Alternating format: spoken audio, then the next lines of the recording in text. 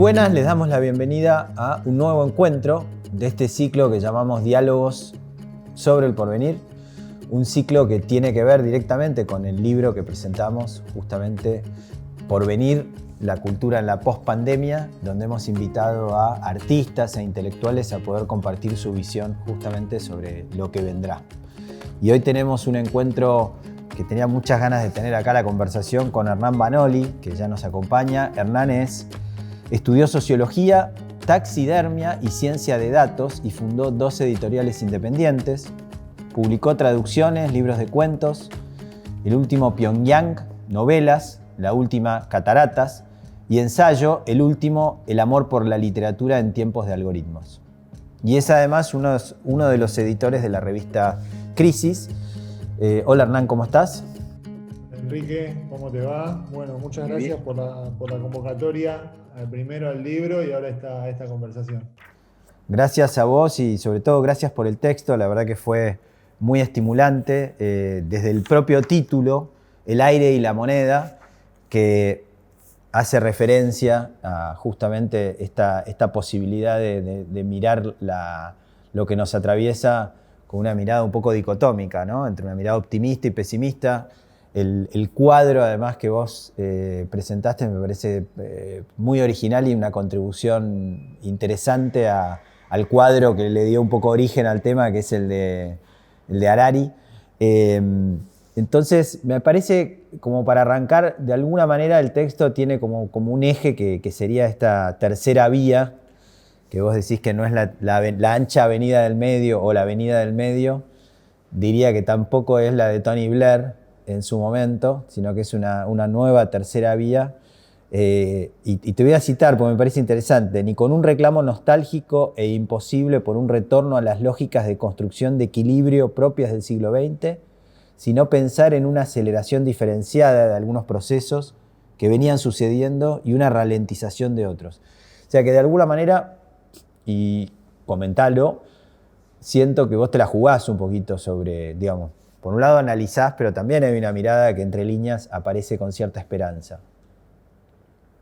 Sí, ¿O no? bueno, sí, a mí me parece que en primer lugar todo lo que está pasando con esta pandemia hace que uno tenga que tener la generosidad para con uno mismo y para con los demás de irse replanteando lo que va pensando, porque aparecen cosas nuevas. Ni siquiera los infectólogos, los médicos, los científicos comprenden bien del todo cuál es el comportamiento del virus. Y uno se siente un poco análogo a ellos con cuál es el comportamiento digamos, de lo que le pasa a uno y de lo que le pasa a la sociedad, ¿no? Con respecto a esa cita que vos hacés, sí, a mí me parecía, o sea, yo, digamos, lo que hice en el texto, una especie de clasificación en 4 cuadrantes, que a mí me sirve, en general me divierte hacer ese tipo de mapeos. Vengo con mucha gimnasia haciéndolos y me di cuenta que después los empecé a aplicar un poco para la vida. Y hay 4 cuadrantes, ¿no? Una posición con respecto a la pandemia que podría pensarse como un poco más optimista, en relación al devenir, a lo que va a pasar después, pero que va a pensar y que piensa al mismo tiempo que va a haber grandes cambios. Otra optimista que piensa que va a haber pocos cambios, y lo mismo del lado del pesimismo, ¿no? Un pesimismo que piensa que va a haber grandes cambios y un pesimismo que piensa que va a haber pocos cambios. Yo miraba esos cuadrantes y decía, ¿dónde me ubico yo? Y es muy difícil. Yo creo que soy un poco optimista, pero porque tengo un temperamento optimista por naturaleza, si se quiere, que a veces, bueno, puede jugar un poco en contra. Pero creo que, como escuché que vos también hablabas con Martín Cohen, la sensación preponderante es la de incertidumbre, es la de que no sabemos qué está pasando, y yo creo que en ese sentido urge pensar soluciones nuevas. El problema es que pensar soluciones nuevas en el medio de la incertidumbre es un poco complicado. Sí, hay algo que vos hacés y me pareció interesante, que es, digamos, es cierto que estamos en medio de una incertidumbre, pero te la jugás por algunos temas que me parecen relevantes, por lo menos en subrayarlos, en términos de lo que está pasando.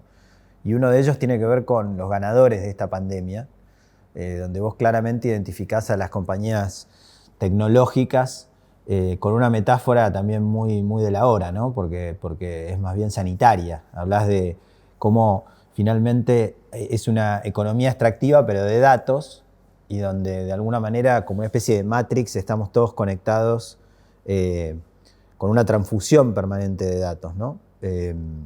Y eso podría configurar, si querés, una mirada por ahí más pesimista, más allá de que después en el texto, justamente con el rol de la cultura, vos lo que planteás es un camino posible y diferente. Te quería preguntar, ¿cómo es tú, en términos muy personales, cómo ha sido estos 100 días casi, ya, creo que ya estamos más de 100 días, o perdí la cuenta, o estamos cerca, pero en cualquier caso, tu dieta cognitiva, digamos, tu propia, ¿sentís que sos una máquina que está siendo permanentemente ordeñada para conseguir más datos?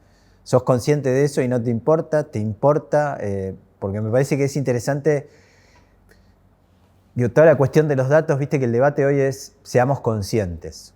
El tema es que aún siendo conscientes, digo, en general transamos porque es mucho más cómodo entregar datos a cambio de la infinidad de acceso que nos permiten, ¿no? Entonces te pregunto a vos si sos uno de esos luchadores contra el sistema o, digamos, vas con el sistema pero refunfuñando. Me parece, es muy divertida la pregunta. Mira, por un lado, creo que está la relación con las tecnologías de conectividad y cómo te influye en eso en el plano anímico. Yo por trabajo tengo que tener muchas conversaciones, muchos Google Meet o Zoom por día, y eso, como te decía un poquito antes fuera de cámara, es como uno lo marchita, ¿no? Uno se va marchitando. Ya cuando tiene la cuarta, ya llega medio golpeado y después, bueno, ya como que está ahí, pero no está. A mí por lo menos me pasa eso. Empiezo con muchas pilas. Está bueno que sea temprano ahora porque estamos los dos con pilas. Y después uno se va cayendo.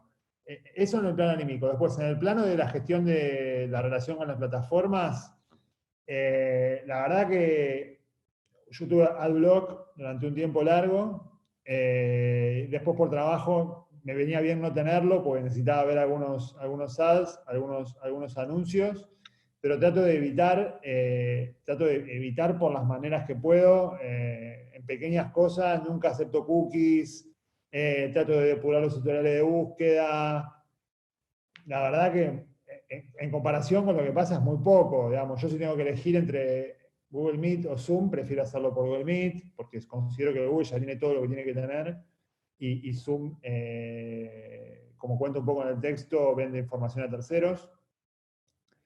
Pero bueno, en el plano personal, digamos, no soy un tecnófobo, trato de desactivar las ubicaciones, tomo pequeñas medidas muy chiquitas que ni siquiera llegan a ser luditas, pero tampoco es que me estoy paranequeando todo el tiempo. Me parece que hay una cosa en la cual uno también tiene que soltar un poco, porque si no es imposible, digamos, ¿no? Yo tengo además perfiles en redes sociales y todo. Nada, hace poco Twitter anunció unas políticas de privacidad que, viste, son diferentes para la Unión Europea que para el resto del mundo, lo cual la verdad que es una lástima porque me parece que son temas que podríamos aprovechar para discutir también, ya que estamos encerrados todo el tiempo y Sí. emitiendo y consumiendo datos. Eh, pero bueno, en ese plano, contestando a tu pregunta, soy un poquito neurótico y paranoico, pero también lo uso y me dejo llevar, ¿viste? No sé, yo sé lo que me están haciendo, sé que cada vez que entro a algunas páginas me están cuqueando, trato de limpiar después las cookies, sé que Netflix está parametrizando cuando lo tengo prendido y en qué dispositivo, pero uno no puede vivir tampoco todo el tiempo pensando en eso porque se vuelve loco.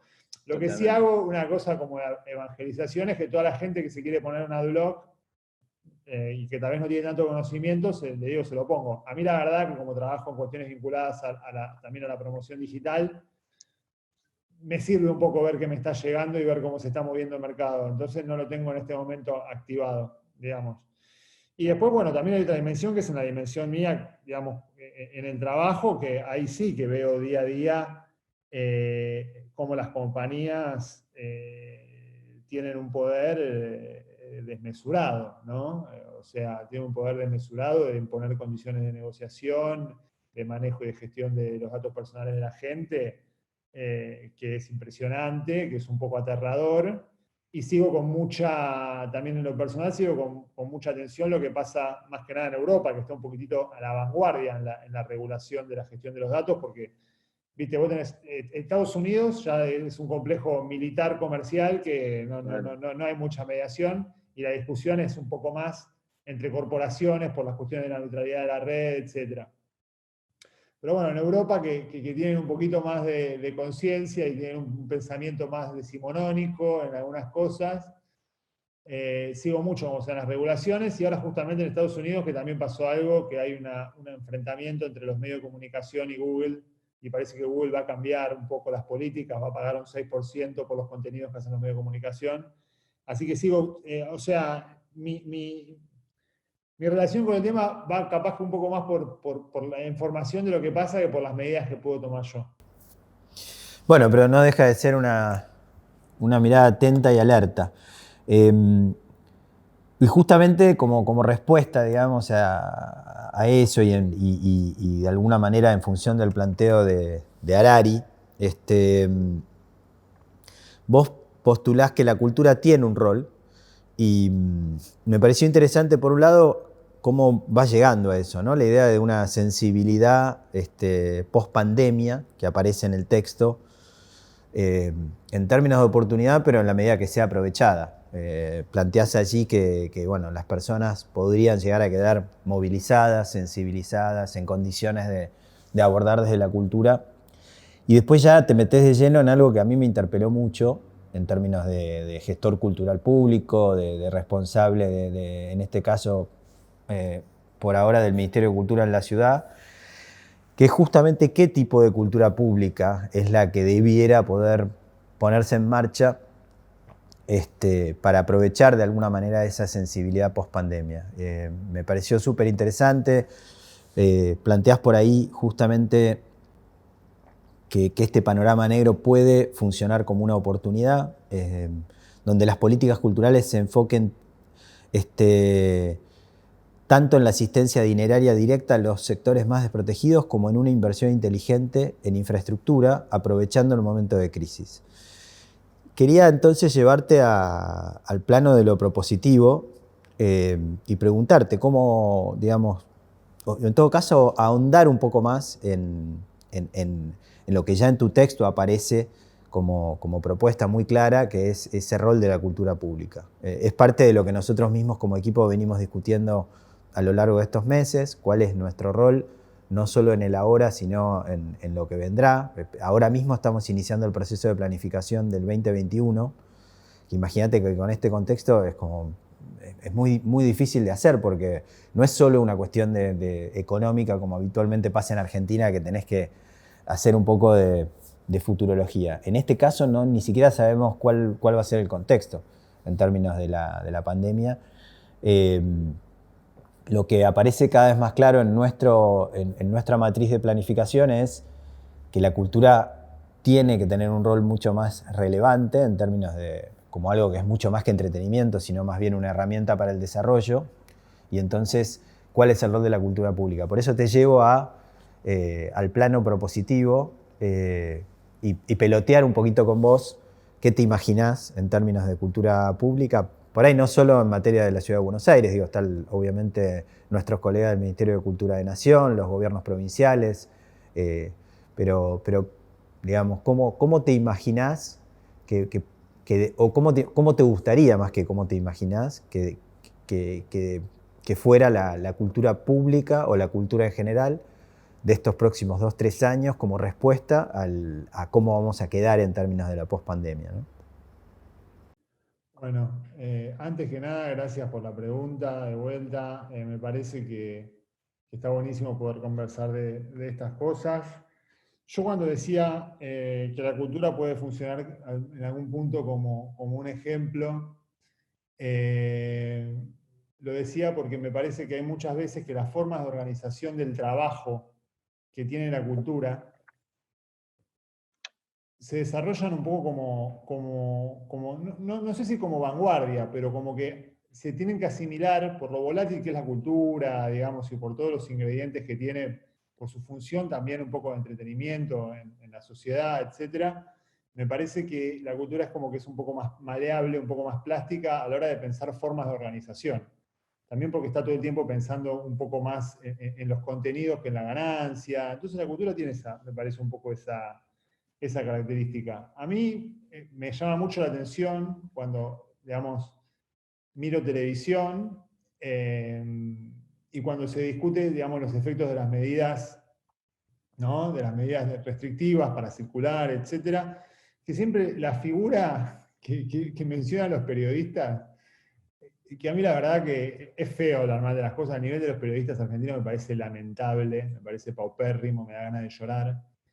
Y la figura que utilizan los periodistas siempre es, viste, la mercería, la librería, el pequeño almacén, la ferretería. Bueno, la ferretería igual la dejan abrir, pero como que siempre está esa figura como del pequeño comerciante que tiene un comercio, digamos, de barrio, que para mí obviamente es una persona que merece el mayor de los respetos y que hay que ayudarla en todo lo que sea posible y que incluso son necesarios. A mí me gusta ir al comercio de barrio y todo, pero es como que digamos, toda la fuerza de trabajo de la cultura me parece que está un poco subrepresentada, ¿viste? Me parece que en ciudades, en megalópolis como la ciudad de Buenos Aires, hay un montón de gente que trabaja en producción cultural a destajo, de manera freelance, que la pandemia le pegó de diferentes maneras. Tal vez no tiene que pagar un alquiler, ¿no? Como el que tiene que pagar el que tiene un pequeño comercio, pero tiene que pagar toda una serie de servicios que son necesarios para reproducir su fuerza de trabajo y no los puede pagar, o tiene que pagar suscripciones a plataformas que utiliza para trabajar y se le cortó el trabajo. Entonces, por un lado, me parece que todo el ecosistema laboral de la cultura está un poco subrepresentado mediáticamente, como seguimos pensando con figuras que ya no existen más, cuando los trabajos tienden cada vez más a ser de prestación de servicios y a ser indoors y a ser de trabajadores muchas veces que laburan a destajo. Eso por un lado. Y después por el lado de cómo se podría pensar una política cultural, a mí se me ocurren diferentes cosas. A mí me parece que yo sé que ustedes, por el trabajo que hacen en el gobierno de la ciudad, están muy en contacto con los productores y con sus problemas, etcétera. A mí se me ocurre que la inversión en tecnología es fundamental, digamos, ¿no? Sé que es muy cara la tecnología, es muy problemático generar desarrollos tecnológicos desde un ministerio, desde una oficina pública, porque es una fuerza de trabajo que es muy cara, hay mucha competencia por captar esa fuerza de trabajo por parte de las empresas, pero me parece que la tecnología podría ayudar de diferentes maneras. Yo pienso, por ejemplo, te doy dos ejemplos que tal vez no son los mejores, ¿no? Pero bolsas de trabajo, o sea, hay cosas que están pasando, bolsas de trabajo de gestores y de productores culturales, hay cosas que ya pasan, obviamente, en el mercado eso pasa. Vos tenés Workana, y tenés también otras plataformas que van ofreciendo servicios, pero bueno, me parece que el Estado muchas veces tiene como un acceso privilegiado a cierto tipo de información y eso se puede capitalizar con software que ayude a los diferentes proyectos a ponerse en contacto. Yo me acordaba hace un tiempo de un proyecto artístico que hubo muy divertido y que después quedó ahí, que era después de toda la crisis de 2001, que se llamó Proyecto Venus, Sí, que lo claro. hacía, no sé si te acordás. Sí, Sí, Roberto Jacobi lo hacía, que también fue Bola de Nieve, que tenía que ver justamente con, bueno, Proyecto Venus era como la traducción artística de ese momento del trueque, y de una energía liberada donde la gente intercambiaba, digamos. Claro, fue una innovación súper interesante desde el punto de vista artístico, porque movilizó un montón de gente. sí. Exacto, y como que esa cuestión digamos, era una cosa muy amateur, era solo para artistas, ¿no? Pero me parece que desde el punto de vista de una organización de la gente que trabaja en la cultura, ese tipo de nodos y de redes para que se pongan en contacto podría ser interesante. Otra cosa que a mí se me ocurre es la disponibilización de la información. O sea, yo sé que mucha gente que trabaja en producción cultural está bastante indefensa ante lo que son las plataformas de extracción de datos y bueno, y lo que hace es lo que hace todo el mundo, ¿no? Que es comprarle una audiencia. Cuando uno pauta en Facebook, pauta en Instagram, pauta en Google, lo que hace es comprar una audiencia, o sea, parametrizar a la gente a la que le quiere llegar e invertir el dinero. Yo creo que por la importancia que tiene la cultura y por la cantidad de movimiento, de formas de vida y de trabajos que ofrece, y esto capaz que es un poco utópico y es un poco difícil de instrumentar, lo digo solamente para abrir un poco la discusión. Digamos, ¿por qué no podría haber bases de datos de públicos? Y no te digo con los nombres descubiertos, porque eso también infringe a las normas de privacidad, pero se pueden hashear muy fácilmente, se pueden construir audiencias, que haya una base de datos de audiencias que esté disponible para ser utilizada para publicidad digital, o una tarifa diferencial para los proyectos que son independientes, que son, digamos, sin grandes márgenes de ganancia. Yo sé igual que con el pase cultural y con una serie de políticas se hicieron muchos avances en este sentido, pero me parece que una gestión más comunitaria de los datos es algo que puede ayudar y puede ayudar un montón a pequeños emprendimientos, ¿no?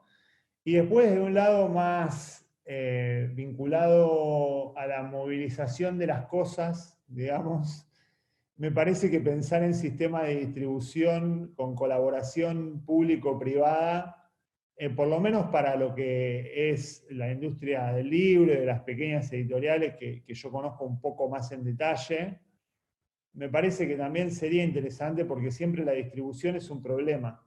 Y hoy con esto que hablábamos de que los trabajadores de la cultura son muchas veces como invisibilizados, ¿no? Entre quienes están sufriendo los efectos de la pandemia, me parece que, bueno, hay otros trabajadores que son los trabajadores que hacen los repartos y el delivery, digamos, que son también trabajadores a destajo, que trabajan para plataformas afuera, etcétera, que bueno, que tuvieron como una especie de veranito, ¿no? A pesar de que están exponiéndose y arriesgando, porque en una situación de pandemia están circulando todo el tiempo por la calle, intentando contacto con gente.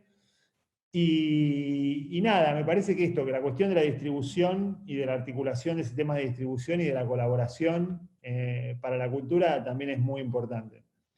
Entonces yo creo que puede ser una oportunidad para, a través de la tecnología, conseguir algún tipo de colaboración, y me parece que el Estado es el único que tiene el músculo para hacer eso, porque si no están muy atomizados.